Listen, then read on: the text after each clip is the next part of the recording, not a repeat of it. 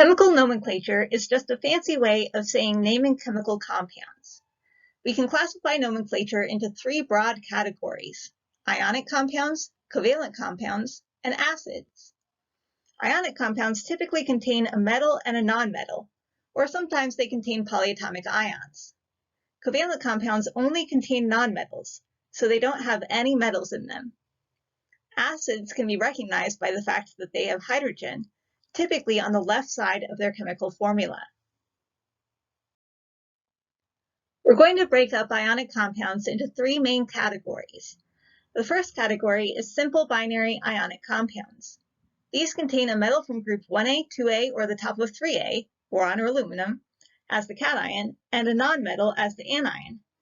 To name these, first we're going to look at the metal, which will be listed first, and we're just going to name it directly from the periodic table. For example, with Ca3N2, we're just going to name the metal as calcium. Then we're going to name the nonmetal from the periodic table, but we're going to change the ending to IDE.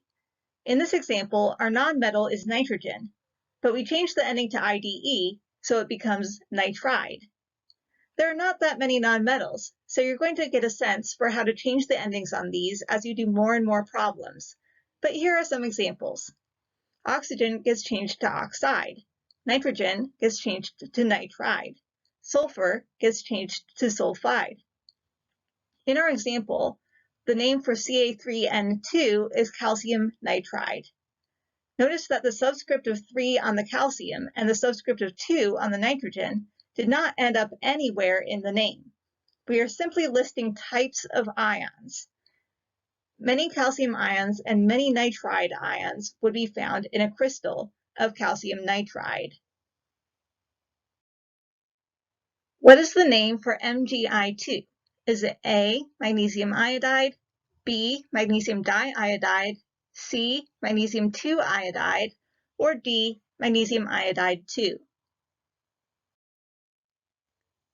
The correct answer is A, magnesium iodide. For simple binary ionic compounds, which have one type of metal and one type of nonmetal, we just name the atoms directly from the periodic table and change the ending to IDE. We do not include any Greek prefixes or Roman numerals. The subscript of 2 on the iodine does not become part of the name at all. We can also go in the other direction, from the name to the formula. Anytime we're going from the name to the formula of any ionic compound, we're going to need to know the charges of the ions within that compound. So for example, if the compound is named aluminum oxide, we need to know the charge on the aluminum ion and the charge on the oxide ion. For main group elements, we can get this information from the periodic table. Aluminum is in group 3A, therefore it has 3 valence electrons. It will lose all 3 of those valence electrons when it becomes an ion, and will end up with an overall +3 charge. Oxygen is in group 6A, which means it's going to have a -2 charge. Remember, for nonmetals, we can find the charge of an ion by taking the group number and subtracting 8. Once we know the charges of the 2 ions, we will use something called the crisscross rule.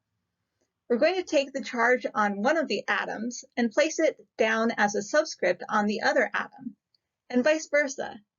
So for aluminum oxide, we have aluminum +3 ion and oxygen -2 ion. So the 3 from the aluminum goes down next to the oxygen, and the 2 from the oxygen goes down next to the aluminum. So we're not just taking the charge and putting it down as a subscript on the same element, we're switching them and putting them on the opposite element. The crisscross rule is just a way for us to figure out quickly what the formula is going to be. But the crisscross rule is based on the fact that ionic compounds are all electronically neutral. In order for them to be neutral, the total charge has to equal 0. So if there are 2 aluminums, each with a +3 charge, that's a total of +6 coming from the aluminums. There are 3 oxygens, each with a -2 charge, so that's a total of -6 coming from the oxygens. +6 minus 6 equals 0. What is the formula of beryllium nitride? Is it A, BeN, B, BeN3, C, Be2N3, or D, Be3N2? The answer is D, Be3N2. Beryllium ion has a +2 charge because it's in group 2A. Nitrogen ion has a -3 charge because it's in group 5A. After crisscrossing, placing the charge of one atom as a subscript on the other atom, you get Be3N2.